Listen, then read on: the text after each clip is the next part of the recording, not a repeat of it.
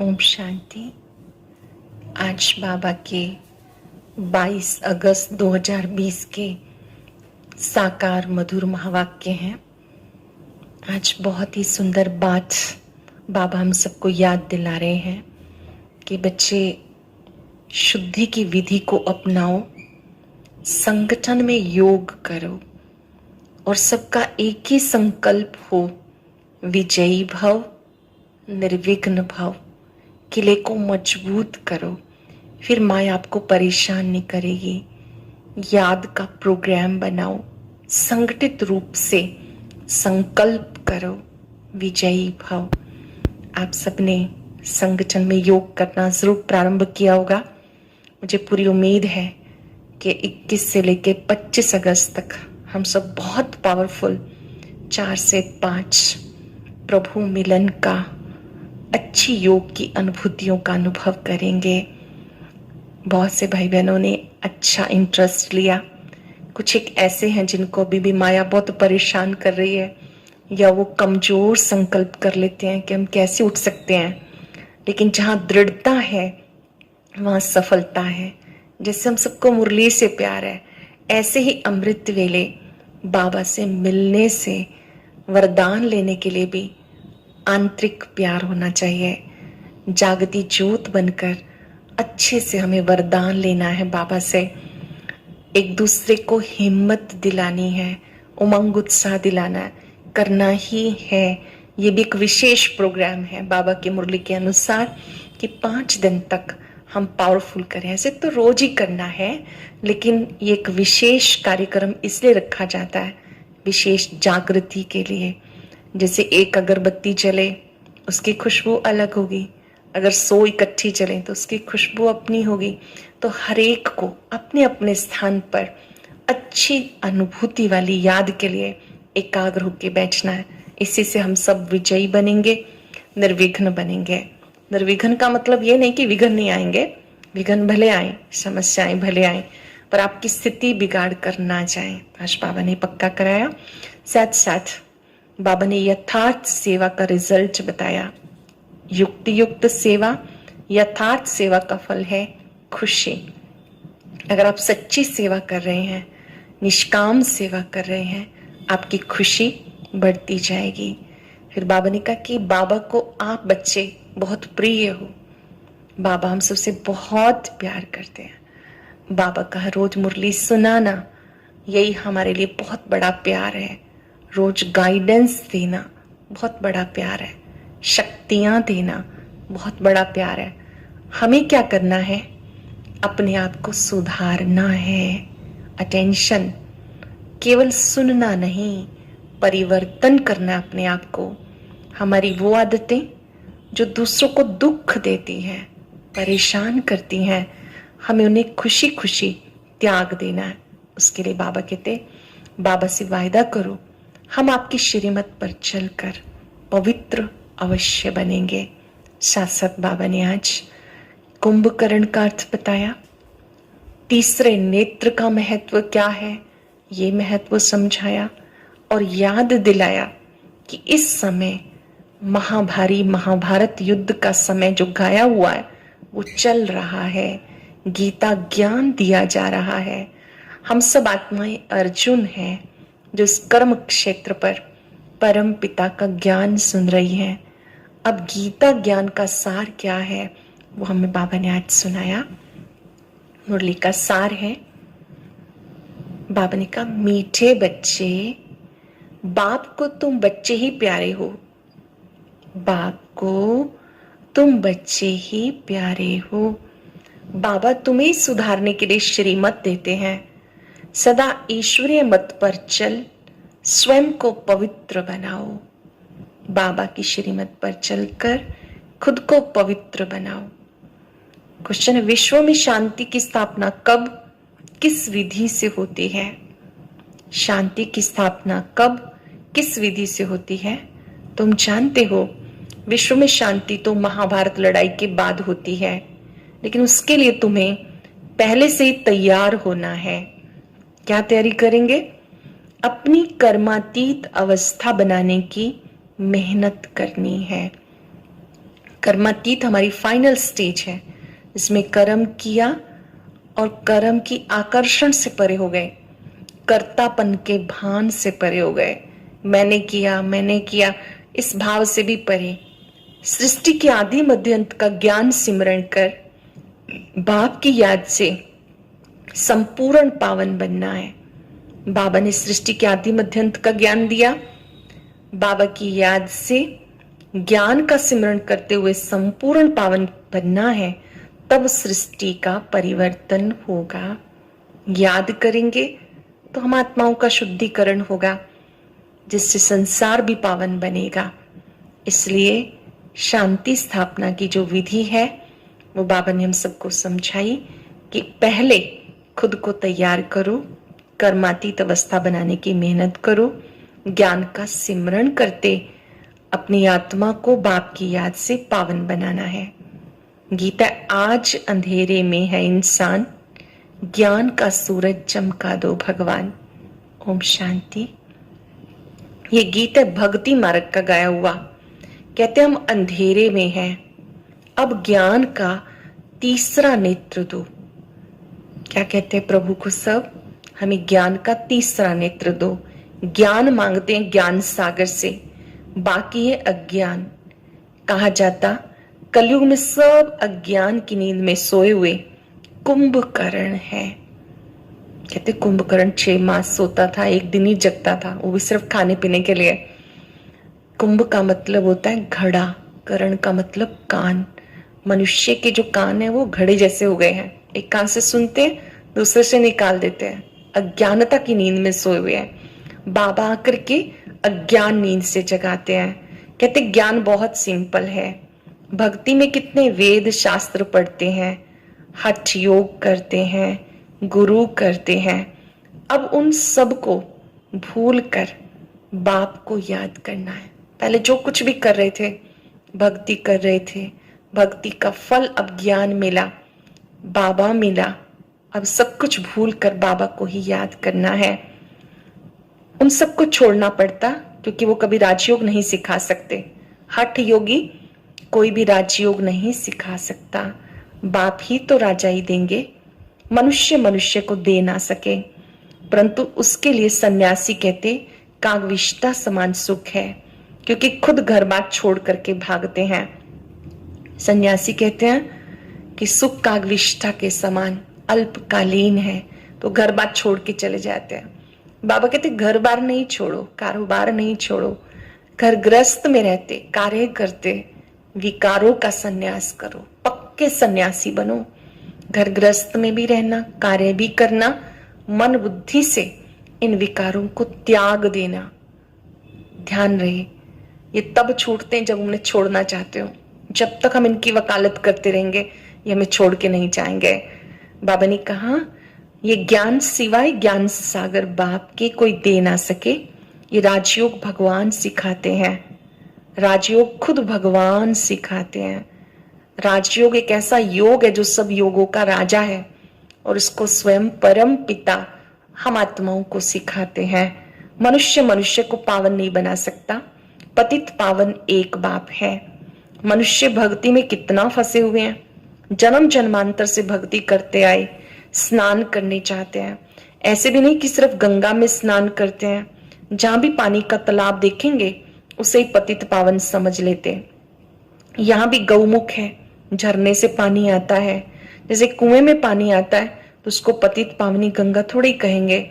मनुष्य समझते ये भी तीर्थ है, जहां भी जल देखते हैं उसे तीर्थ समझते हैं। उससे कोई पावन नहीं बन सकते हैं। पावन बनेंगे केवल अपने को आत्मा समझ बाबा को याद करने से। सरल शब्दों में भक्ति में हम जप तप दान पुण्य स्नान करते थे, सोचते थे इससे आत्मा का शुद्धिकरण होगा। बाबा कहते आत्मा का शुद्धिकरण केवल परम पिता की याद से होगा। बहुत मनुष्य भावना से वहां जाके स्नान करते हैं। तुम बच्चों को ज्ञान मिला, तुम बताते हो तो भी मानते नहीं, देहंकार बहुत है। सत्य बातें भी आप किसी को बताते तो लोग मानते नहीं, क्योंकि देहंकार बहुत है। सोचते हम इतने शास्त्र पढ़े हैं। बाबा कहते पढ़ा हुआ सब भूल जाओ। भक्ति में जो कुछ पढ़ा, जो कुछ सुना, वो सब भूल जाओ। बाबा जो सुनाते वो सुनो। इन सब बातों का मनुष्यों को कैसे पता पड़े, इसलिए बाबा कहते ऐसे ऐसे पॉइंट्स लिखकर एरोप्लेन द्वारा गिराओ। आजकल कहते विश्व में शांति कैसे हो, कोई ने राय दी, उन्हें इनाम मिलता रहता। अब वो शांति की स्थापना तो नहीं कर सकते, शांति है कहाँ, झूठी प्राइज देते रहते, बहुतों को अवार्ड मिलते हैं पीस का। बाबा कहते शांति है कहाँ, हुई कहाँ है। जानते हो विश्व में शांति होती है लड़ाई के बाद। ये लड़ाई तो कोई भी समय लग सकती है। शास्त्रों में महाभारत लड़ाई मशहूर है, कोई भी समय लग सकती है, ऐसी तैयारी है। सिर्फ तुम बच्चों की देरी है, जब तुम बच्चे कर्मातीत अवस्था को पाओ, इसी में मेहनत है। बाबा कहते माम एकम याद करो और ग्रस्त व्यवहार में रहते फूल समान पवित्र बनो। विनाश से पहले, परिवर्तन से पहले बाबा को प्यार से याद करो, माम एकम याद करो, कमल फूल समान पवित्र बनो। सृष्टि के आदि मध्य अंत का ज्ञान सिमरण करते रहो। तुम लिख सकते हो ड्रामानुसार, कल्प पहले माफिक विश्व में शांति स्थापन हो जाएगी।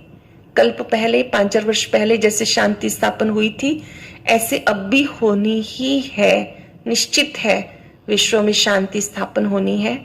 तुम ये भी समझा सकते हो विश्व में शांति तो सतयुग में होती है, यहाँ जरूर अशांति होगी, परंतु कई हैं जो तुम्हारी बातों पे विश्वास नहीं करते, क्योंकि उनको स्वर्ग में आना ही नहीं है, तो श्रीमत पे चलेंगे नहीं।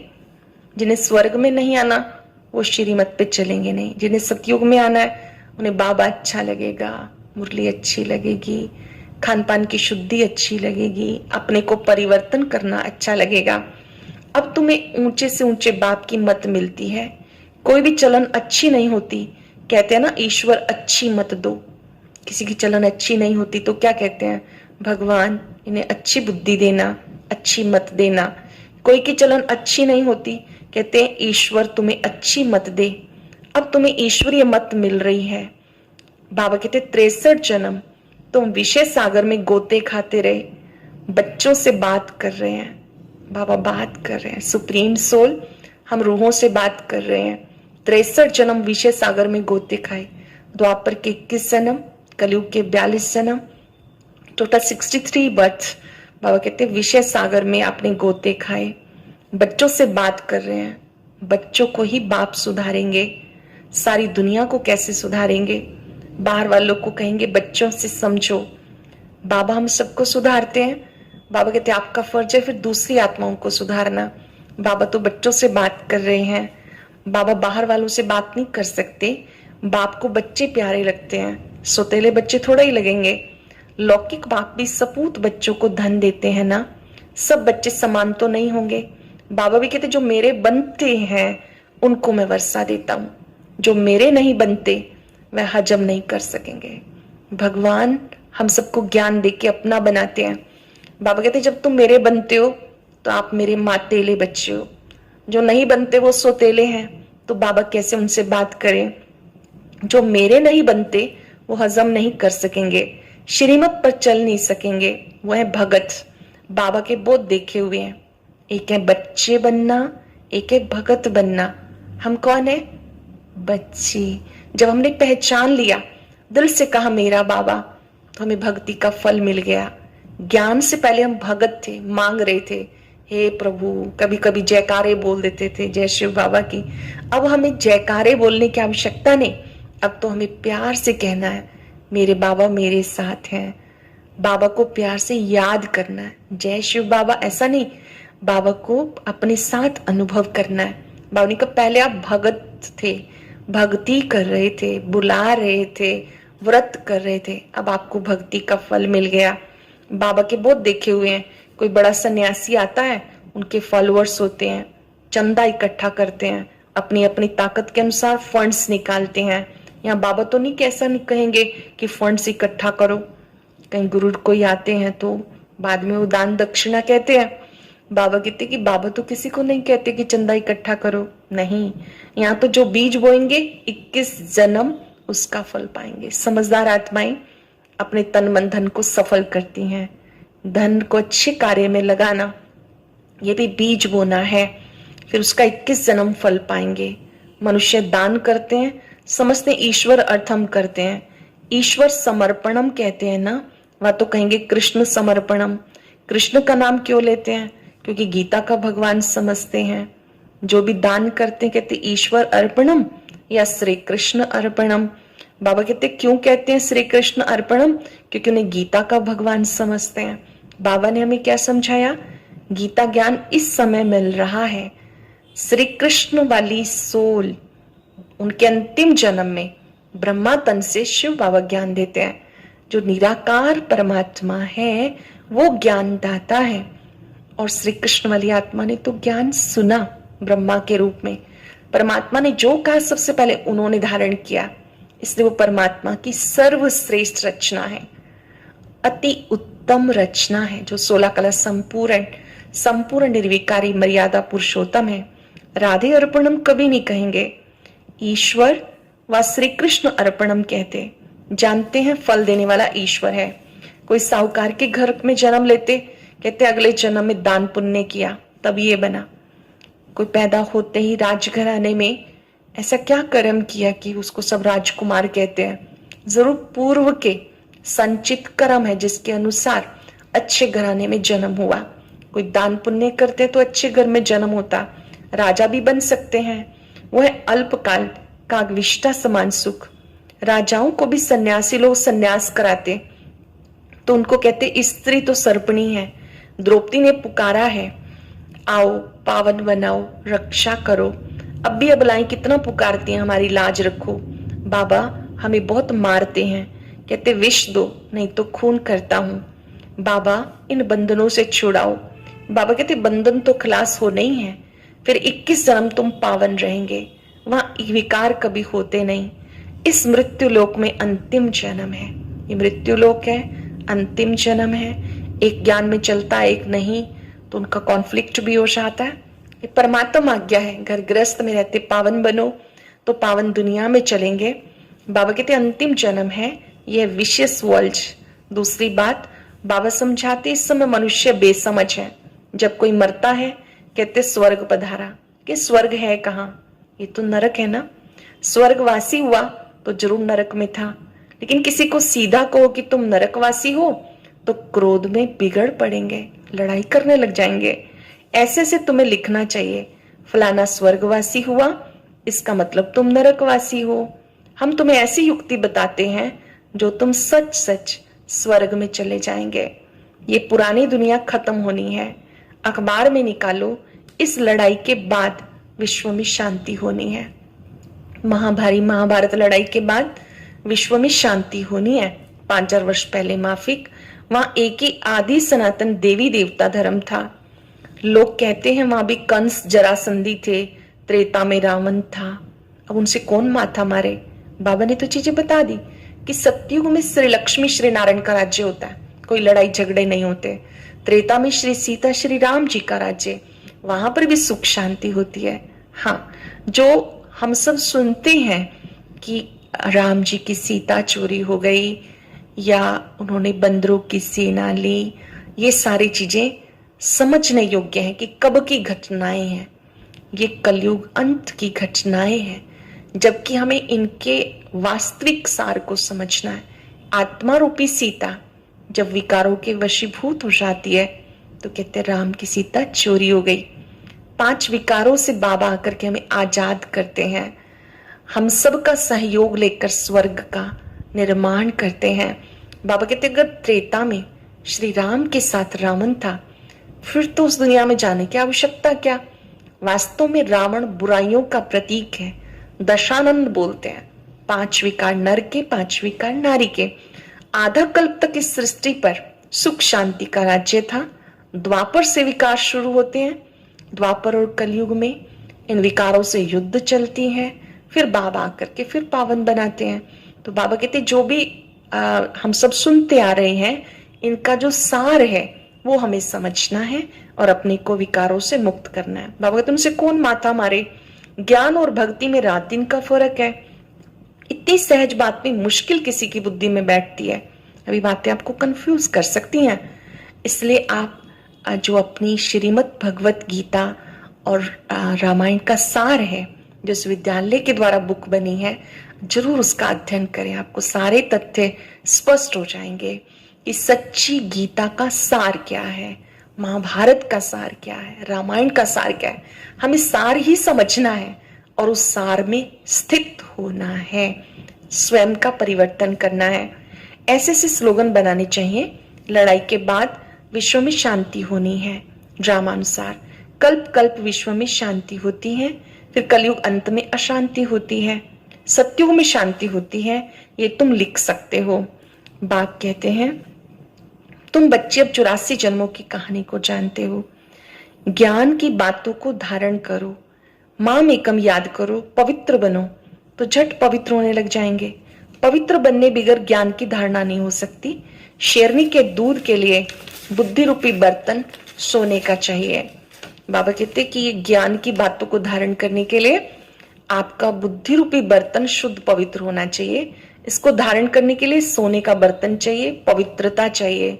पवित्रता की प्रतिज्ञा करके फिर गिर पड़ते हैं तो याद की यात्रा खत्म हो जाती है, ज्ञान भी खत्म हो जाता है। फिर किसी को कह नहीं सकते कि काम महाशत्रु है, उनका तीर नहीं लगेगा, वो फिर कुक्कड़ ज्ञानी हो पड़े। दूसरों को कह रहे हैं, खुद नहीं कर रहे हैं तो कुक्कड़ ज्ञानी है। कुक्कड़ क्या करता है? दूसरों को जगाता है, खुद सो जाता है। हम भी दूसरों को जगाएंगे, खुद नहीं करेंगे तो बाबा कहते कुक्कड़ ज्ञानी हो। कोई भी विकार ना हो, रोज पोता मिल रखो। जैसे बाप सर्वशक्तिवान, माया भी सर्वशक्तिवान। आधा कल्प माया का राज्य चलता, रावण का राज्य चलता। इस पर जीत बाप बिगर कोई भी पहना न सके। ड्रामानुसार रावण राज्य भी होना है। भारत की हार और जीत का ये खेल बना हुआ है। बाबा ही तुम बच्चों को समझाते हैं कि बच्चे तुम युद्ध के मैदान में हो। दिखाते 3 सेनाएं थी, पांडव, कौरव, यादव। जो प्रीत रखते हैं वो पांडव हैं, जो विपरीत बुद्धि है वो कौरव हैं, जो बॉम्ब शादी बना रहे हैं उनको बाबा कहते यादव हैं। बाबा कहते राजयोग की पढ़ाई बाबा खुद आकर के पढ़ाते हैं। राजयोग की पढ़ाई ऐसे कैसे हो सकती है? दिखाते हैं रावण राज्य बाबा कहते होना ही है। भारत की हार जीत पे ड्रामा बना हुआ है, ये तुम बच्चे ही समझते हो। मुख्य बात है पवित्रता की। मैं आता हूं पतितों को पावन बनाने। बाकी शास्त्रों में पांडव कौरवों की लड़ाई जुआ आदि बैठ के दिखाया, ऐसी बात हो कैसे सकती? राजयोग की पढ़ाई ऐसी होती है क्या? युद्ध के मैदान में गीता पाठशाला होती है क्या? कहाँ जन्म पुनर्जन्म रहित शिव बाबा, कहाँ 84 जन्म लेने वाले श्री कृष्ण, उनके ही अंतिम जन्म में बाबा आके प्रवेश करते हैं। कितना क्लियर है। घर ग्रस्त में रहते पवित्र बनना है। बाबा कहते घर ग्रस्त में रहते पवित्र बनो, इतनी ऊंची प्राप्ति है। एक जन्म पवित्रता की प्रतिज्ञा करो। बाबा कहते इनकी दाढ़ी की लाज रखो। अंतिम जन्म पवित्र हो तो स्वर्ग के मालिक बन जाएंगे। अपने लिए ही मेहनत करते हो, दूसरा कोई स्वर्ग में आ नहीं सकता। ये राजधानी बन रही है, सब चाहिए। वहां वजीर तो होते नहीं, राजाओं को राय की दरकार नहीं, पतित राजाओं को ही एक वजीर होता है। यहाँ देखो कितने मिनिस्टर्स हैं, आपस में लड़ते रहते हैं। बाबा सब झंझटों से छुड़ा देते। बाबा कहते फिर कोई भी लड़ाई नहीं होगी। तुम्हें याद की यात्रा से विक्रमाजीत बनना है। तुम मैसेंजर हो, सबको मैसेज दो, मन मना भाव। आप मैसेंजर हो, सबको मैसेज दो, मन मना भाव। सबको संदेश दो, प्रभु का आदेश है। अपने को आत्मा समझ मुझे याद करो। अच्छा, मीठे मीठे सिक्के लदे बच्चों प्रति माता पिता बाप दादा का याद प्यार। Good morning. रूहानी बाप की रूहानी बच्चों को नमस्ते। रूहानी बच्चों की रूहानी बाप दादा को नमस्ते। Good morning. शुक्रिया बाबा, शुक्रिया। धारणा के लिए सार। आज बहुत सारी बातें आपके लिए नहीं हो सकती हैं, कहीं उलझना नहीं। बाबा की मुरली रोज सुनते सुनते सब बातें स्पष्ट हो जाती हैं। धैर्यता से समझना है, लर्निंग नेचर बनानी है। बाबा जो कह रहा है वो परम सत्य है, उसके द्वारा कही गई हर बात सत्य है। मुझे अपने जीवन में उतारनी है, ये उद्देश्य होना चाहिए। पहले पॉइंट, ज्ञान की धारणा करने के लिए पवित्र बुद्धि रूपी बर्तन को स्वच्छ बनाना है। पवित्र बन, बुद्धि रूपी बर्तन को स्वच्छ बनाना है। सिर्फ कुक्कड़ ज्ञानी नहीं बनना, दूसरों को बताते रहना, खुद ना करना, ऐसा कुक्कड़ ज्ञानी नहीं बनना। डायरेक्ट बाबा के आगे सब कुछ अर्पण कर, श्रीमत पर चलकर 21 जन्मों के लिए राजाई पद लेना है। ध्यान से समझेंगे वरदान और जरूर करेंगे ऐसा। शुद्धि की विधि द्वारा किले को मजबूत करने वाले सदा विजयी निर्विघ्न भव। शुद्धि की विधि द्वारा किले को मजबूत करने वाले सदा विजयी निर्विघ्न भव। इस किले में हर आत्मा सदा विजयी निर्विघ्न बन जाए, इसके लिए विशेष टाइम पर चारों ओर एक साथ योग के प्रोग्राम रखो। विशेष टाइम पर चारों ओर एक साथ योग के प्रोग्राम रखो। फिर कोई भी स्टार को काट नहीं सकेगा, क्योंकि जितना सेवा बढ़ाते जाएंगे माया अपना बनाने की कोशिश करेगी। इसलिए कोई भी शुरू करते कार्य शुद्धि की विधि अपनाते रखो। कोई भी कार्य शुरू करते हो, शुद्धि की विधि को अपनाते रहो। ऐसे संगठित रूप में आप श्रेष्ठ आत्माओं का एक ही शुद्ध संकल्प हो, विजयी। यह है शुद्धि की विधि, जिससे किला मजबूत हो। सब एक समय एक साथ एक संकल्प में बैठे, मैं विजयी आत्मा हूं, तो वो प्रकंपन चारों ओर फैलने लगेंगे। श्लोक ने युक्ति युक्त व यथार्थ सेवा का प्रत्यक्ष फल है खुशी। आज हम सब याद की विधि को अपनाते हुए वरदान लेंगे, मैं विजयी निर्विघ्न आत्मा हूं। ओम शांति। आज अमृत वेला योग भट्ठी में 10,000 से ज़्यादा भाई बहनों ने लाभ लिया। यह भट्ठी 25 अगस्त तक चलेगी। कोई भी भाई बहन इस अवसर को मिस ना करे। अगर आपको यह वीडियो सर्च करने में कोई समस्या आ रही है तो इसका लिंक प्राप्त करने के लिए 9729160350 व्हाट्सएप नंबर पर ओम शांति लिखकर भेजें। ज्ञान योग से जुड़े कुछ प्रश्नों के जवाब सुनने के लिए यह वीडियो जरूर सुनें।